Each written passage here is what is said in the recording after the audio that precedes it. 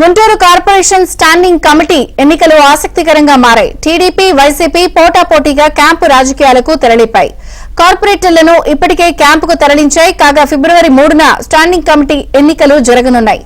ఈ క్రమంలో camp politics కలకలం రేపుతున్నాయి.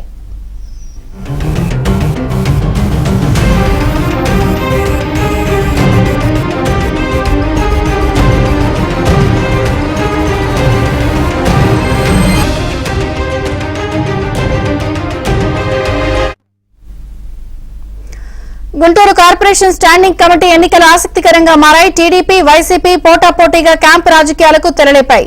పూర్తి సమాచారం మా ప్రతినిధి సాంబశివరావు అందిస్తారు. సాంబశివరావు. విజయ చంద్రిక, గుంటూరు నగరపాలక సంస్థలోనే స్టాండింగ్ కమిటీ ఎన్నికలు ఆసక్తి రేపుతున్నాయి. ఇప్పటికీ ప్రస్తుతం నగరపాలక సంస్థ అది పాలక పక్షంగా వైసీపీ చేతిలో ఉంది. ఇప్పుడు రేపు వచ్చే నెల 3వ తేదీన జరిగే స్టాండింగ్ కమిటీ ఎన్నికల్లో వైసీపీకి స్టాండింగ్ సభ్యులు రాకుండా కూటమి పక్షాలు కైవసం చేసుకునేందుకు పావులు కదుపుతున్నాయి. ఈ మేరకు అధికార పార్టీ కూటమి నేతలైతే వైసీపీకి చెందిన కొంతమంది కార్పొరేటర్లు ఇప్పటికే తమ వైపుకు తిప్పుకున్నారు. అయితే మిగిలిన వారికి కూడా చేజారకుండా ఉండేందుకు వైసీపీ నిన్న సాయంత్రం తమ కార్పొరేటర్లను వాళ్ళ కుటుంబ సభ్యులందరినీ కూడా క్యాంపుకు తరలించింది. అయితే ఇదే సమయంలో గత అర్ధరాత్రి కూటమికి సంబంధించిన తెలుగుదేశం పార్టీ కార్పొరేటర్లు కూడా టీడీపీ నేతలు క్యాంపుకు తరలించడం ఇప్పుడు ఆసక్తి రేపుతుంది. వచ్చే నెల 3వ తేదీన జరిగే స్టాండింగ్ కమిటీ ఎన్నికల్లో మొత్తం 6 మెంబర్లు పోటీ చేస్తుండగా కూటమి నుంచి 6, వైసీపీ నుంచి 6 పోటీ చేస్తున్నారు.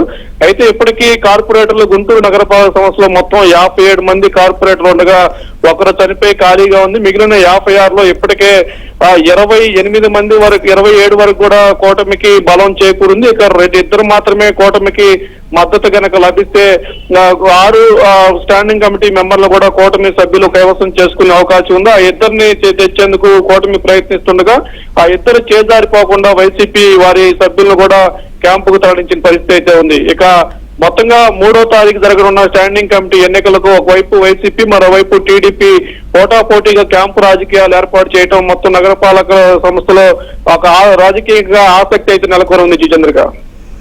Thank you Sambasivarao.